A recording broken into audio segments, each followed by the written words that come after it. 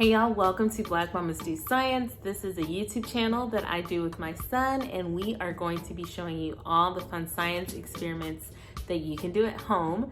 Today, we will be exploring density, but with sugar and water. So if you don't know how that's gonna work out, listen, I didn't either, but we're gonna take you through it, so let's explore. All right, these are the ingredients you will need to do our experiment with density and sugar. So let me just start off saying this. We are going to be making a rainbow, and a rainbow has beautiful colors. And if you've already been to our channel and done some of our experiments, you know one of my favorite ingredients is food coloring. So you will need food coloring for this experiment. You also just need water. I suggest using warm or hot tap water, but if you run into some issues like we did, you can always heat this water up, and I'll show you. It's a pro tip in case you run into any issues during the experiment. Then you will also need cups to stir your sugar water that we are going to make. So depending on how big you want your rainbow to be, that's how many cups you need. We used 4 the second time. Y'all will see, listen, part of science is trial and error. So we had, a trial and we had an error. So you will see how that worked out. But what was important is that we tried it again and we successfully did it. So make sure that you have as many cups as you want to make your rainbow, how many you want to make for your rainbow. You also need 4 different stirrers, whether that is wooden sticks like we use, spoons, straws, whatever. You will just need 4 different ones because you're not going to want to mix them. The reason why I used the wooden sticks was I was able to label them just so you can, remember what you put into each cup. You also need sugar. Sugar is our main ingredient today that we are going to be using, so make sure you have lots of sugar. And then make sure you have some measuring spoons. You will need a tablespoon measuring spoon, and then you will also need an eyedropper or a turkey baster. But I will say, because I had some issues with the turkey baster, I use an eye drop depending on how much liquid you will be using. So those are all of our ingredients. And now that we have those out, let's get ready to do our experiment. All right, y'all, so once you have all of your ingredients, go ahead and sit down, listen. No judgment if you need to go ahead and prep everything before you sit down with your kids. I've had to do that before. A couple of things that you need to make sure that you do is go ahead and label your cups or your sticks like we did to make sure you keep track of how much sugar you put into each cup. For instance, I went ahead and marked 2, 4, 6, 8 because that's the amount of sugar of tablespoons of sugar that I am going to put into each of my cups. So as you add sugar into your water, go ahead, stir it, make sure that it's dissolved completely. You do not want to leave a chunk of sugar, a layer of sugar at the bottom of your cup. It needs to dissolve quickly. However, if you notice that your sugar is not dissolving in your water, pro tip, heat the water up in the microwave. When you do that, it should dissolve. So once you do that, make sure it's completely dissolved before you move on with your experiment. You will also need to make sure that you've gone ahead and added the colors that you wanted for each cup. Another pro tip, do not use dark colors for this. Listen, it looked a mess, okay? So just use lighter colors, yellow, green, red, maybe even blue, a light blue, but don't go overboard. Otherwise you're gonna end up with a jar of black water and black sugar water. So just advise against the dark colors, use lighter colors.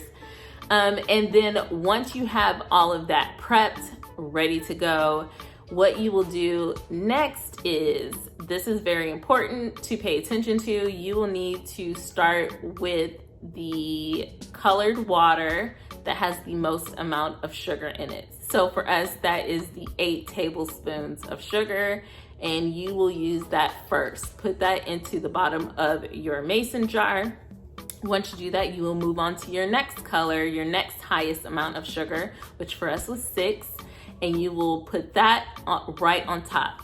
Another pro tip, okay? What you will need to do with your eyedropper is place it right at the water line, and you will place your eyedropper tip against the wall of the mason jar, the inside of the mason jar, so that it doesn't just squirt in the middle. Otherwise, you're gonna mix it, it won't work like you think it will. Lightly do that and you'll see the water level start to rise, and just move your eyedropper tip along as the water line continues to rise. You will continue to do that all the way till you get to your least amount of sugar water. And once you do that, you will notice a beautiful rainbow that you've now created with your colored sugar water, which is really, really cool when you think about it. Just one ingredient, sugar, can just change in the way that they can layer on top of each other. It's actually pretty cool when you think about it. But we will get to the science behind all of that and how it works next.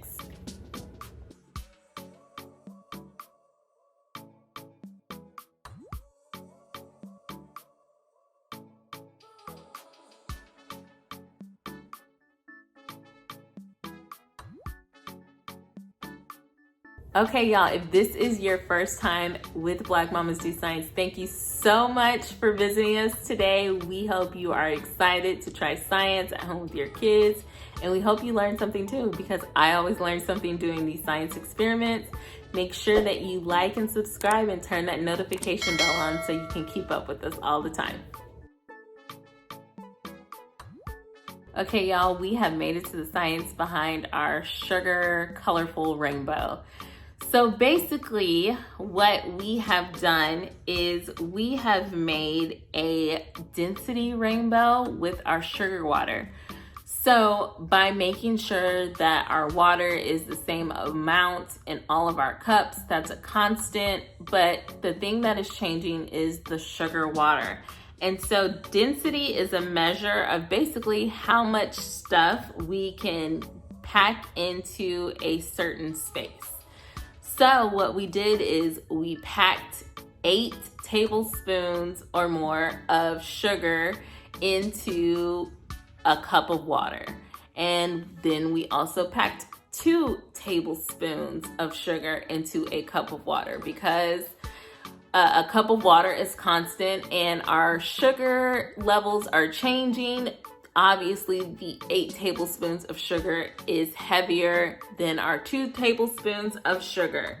And so what we did is, as you add more sugar to the water, more molecules, the word is molecules, more molecules take the space between the water molecules, making our solution more dense, meaning heavier. It's heavier.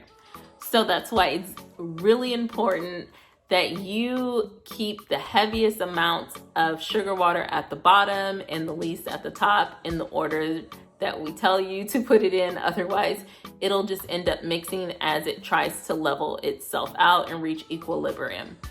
So that is the science behind our beautiful density rainbow. That's why we were able to keep the layers and you're able to see the colors, basically, is because we put them in the correct order, going from heaviest to lightest, and they are just going to sit on top of each other. Y'all, I left this experiment up all day. It still stayed the same. It never mixed. You could still see the colors. It's pretty cool. And Dax really liked it. He liked actually the turkey baster and the eyedropper because he likes squeezing things. But this experiment was super fun. It was a for sure learning experience for me, because I'm thinking like, yeah, I can do it whatever order I want to. You can't. Again, I'm gonna tell you, do it in the correct order so that you can see the pretty rainbow. And I hope y'all had fun doing this experiment like we did, and we hope to see you next time. Bye, y'all.